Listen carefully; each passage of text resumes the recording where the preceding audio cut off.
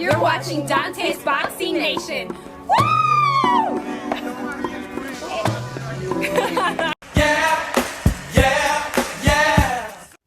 Dante's Boxing Nation, what's going on, guys?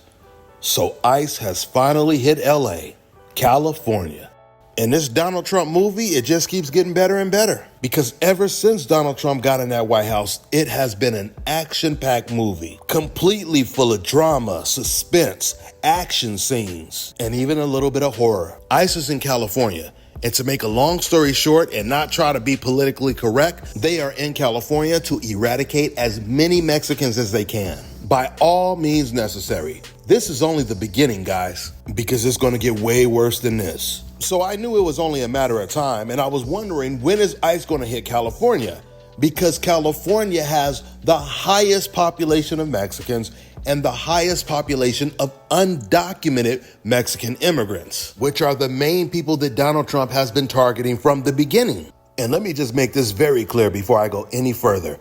I have zero sympathy for the undocumented Mexicans that are being deported, that are being snatched off of the streets, etc., because Mexicans are the most racist people in America. I mean, they make white people look like allies. I know this from experience because I was born and raised in Long Beach, California. And I can tell you, man, it almost seemed like the undocumented Mexicans that didn't even speak English, they were even more racist than the Mexicans that did speak English. I mean, I can share so many personal experiences with you guys, but I'm gonna tell you right now, the most offensive thing in the world, I swear, is for someone to come to your country and have the nerve to not like you. I mean, it's like, how are you going to come to my home and have the nerve to not like me? Shit, if you don't like me, then get out my house. And right now, Trump, he trying to put them all out of the house, which is why he has sicked his own personal Gestapo on them. It's a war zone in California right now, from Long Beach to Compton to LA, all the way to Orange County. And Donald Trump, he just deployed the National Guards and the Marines on the protesters without the request of the California governor. Do you guys know the last time a president deployed the National Marines on protesters without the request of the state governor was 65 years ago, back in the 1960s? And the difference is the government didn't do it against illegal immigrants in America. They sicked the National Guards on black protesters that was fighting against Jim Crow. Because that is the livelihood, the well-being of our families is what's at stake. Children have been gassed here in Los Angeles. And so we, whether it's the National Guard, whether it's the local police, we have to resist this, because in Los Angeles, we clearly understand what's happening. The Trump administration is trying to make an example of Los Angeles. Los Angeles is the heart of the Mexican and Central American community here in the United States. And so they think that if they can break us, they can break anyone in the country. And so we understand that. And that's what we know. We cannot afford to fail. The resistance will continue. Whether they keep threatening us or not, we will continue. We will be peaceful every time that we can. But if we face violence, where we have to defend ourselves, we have every human right to do so as well. And that's exactly what Donald Trump wants. He wants Mexicans to stand their ground so he can raise the bar. See, what people don't understand is Donald Trump, he's not a politician. He's a Nazi. So he's not watching the news and saying to himself, oh my God, what have I done? This situation is spinning completely out of control. I need to put an end to this. No, it's the complete contrary. Trump, he looks at this as a reason to exacerbate the situation, because Trump is one of the biggest narcissists in the world. You know that clip I played for you guys, the Mexican guy who was talking, he's a teacher in LA, and he revealed something that was extremely telling. He said not only are a lot of the cops, Marines, and National Guards that are attacking the protesters Mexican, which that's something we already knew, but he said a lot of them are undocumented Mexicans. And that is completely amazing, because if Donald Trump finds out, they will also be deported, no doubt about it. But it is the police, it is the sheriffs who are basically protecting the operations and protecting everything that's happening against our community. So do we expect the police to join our side? No. But what we can say is that a lot of those police officers here in Los Angeles, a lot of those sheriffs, and a lot of those National Guardsmen and even Marines, if they come here, a lot of them are Mexican, are Central American, are the sons and daughters of immigrants. In fact, here in Los Angeles, there's hundreds of LAPD officers who are DACA, meaning they're undocumented as well. And so they have to see that they're being used by the Trump administration to use violence against their own people. So we as Unión del Barrio do call on them to stand down. Do not raise your weapons against your own people. This is like your mother, your auntie, your father that you're repressing. So we do call on them to join us, stand on the right side of history. Do not support the Trump administration, support the people. Because what we're doing is fighting for justice. We're fighting for the righteous, the right to live and to exist and to work and to feed our families. There's nothing extreme about that. We just simply want to work, we want to live, and we want to have a dignified life like anyone else deserves. You know, history repeats itself. Because when the European colonizers came over to America and slaughtered all the Indians, you actually had a lot of Indians that were on the European side. They literally fought side by side with the Europeans to participate in slaughtering all the Indians. And the same thing happened with black people back then.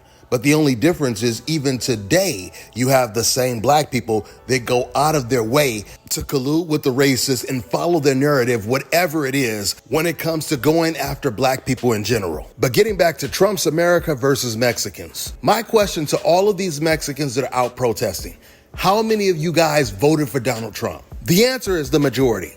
At least the majority of the ones that were documented and could vote. I mean, just for example, Ryan Garcia, he made it very clear that he was a big supporter of Donald Trump. In fact, that racist rant that Ryan Garcia did on Spaces, he titled that video, Donald Trump 2025. Listen, man, once again, I ain't trying to convert or conform none of these Mexicans. I'm just exposing how stupid the racist Mexicans look right now. Even the racist Cubans. In general, the Latinos voted for Donald Trump at like one of the highest rates. But Cubans in particular, they were the highest rate of all the Latinos that voted for Donald Trump. And now Donald Trump is trying to deport them all. He even included them on his travel ban list. That means Cubans are completely banned from entering America. And let's just make this very clear as well.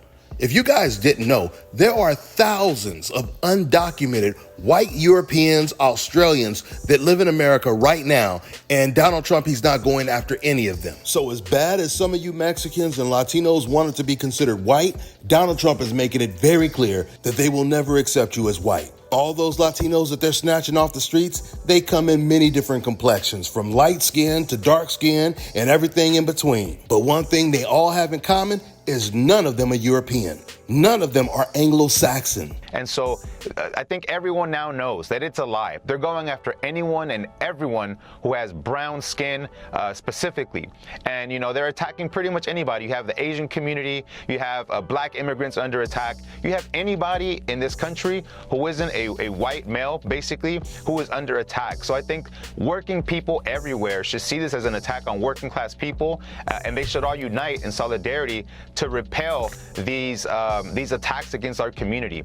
You know, it's really interesting that he talks about solidarity, because black people have shown time and time again that they are willing to support any people of color in America that are being oppressed, which is why it's sometimes puzzling how Mexicans can hate black people so much, but admire white people that don't even want them in the country. Here's a clip of a black teacher crying his heart out because he's seen some of the parents of his students being snatched by ICE at a graduation. Now, even though I don't agree with some black people do or say, this once again just proves why black people are the most magnanimous people in the world, regardless if you agree with what this man said or not. I can't handle this, y'all.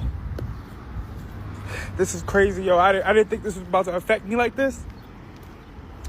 But our neighbor's school, y'all know I work at a school. Fuck. Our neighboring school, I think it's Gratas, I don't know how to say it. It's Gratas or something like that. They were having their graduation. And there's helicopters in the sky. Most of these schools are... Fuck, yo. Most of these schools are predominantly Hispanic. Most of these schools are predominantly Hispanic. Gratas, I believe elementary, was having their graduation. And all of a sudden, a bunch of parents have to run out because ISIS is there. This is the story that I'm hearing. And, you know, our school goes on lockdown our principal, you know, tells us it's a drill, but we know it's not a drill. And, you know, I had to come outside. It's my break. We kind of got like off of a soft lockdown. And, you know, parents had to run out because they don't have papers, and they had to leave their kids because the kids do. What type of shit is this, yo? And then kids are freaking grabbing teachers and crying on their leg because they don't know if they're about to see their parents when they get home. What the fuck is this? And we voted for this shit? 15 people just got picked up on Wilshire at the Home Depot. On Wilshire. Yo.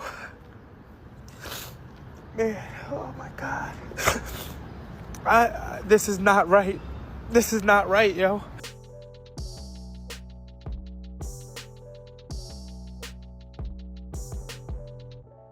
All right, now check this out, guys. If you're looking to repair eczema scars, burns and bruises, dark spots and blemishes, fever blisters, diabetic ulcers, this right here is the perfect product for you guys. It's called Elo Diki Face and Body Oil. Athletes and top-ranking boxers, they're also using it after training to reduce swelling, inflammation, and to ease the pain. So get yours today. Go to elodiki.com, like them on Facebook, and follow them on Instagram. Let me tell you guys about Issa Israel Law Firm. It is a full-service legal practice based in Denver, Colorado, an emerging hub for combat sports and high-altitude training. If you're a fighter inside or outside of the ring and you need a law firm you can trust to fight for you, visit thefighterfirm.com or email help@iilawfirm.com. Legal representation is usually limited to plaintiffs or defendants in Colorado, but iFirm can help anyone in the world with trademarking their business name, logos, and U.S. immigration issues. This brother has been my attorney for a while and helped guide me through all kinds of business and civil issues, so make sure you guys go to thefighterfirm.com.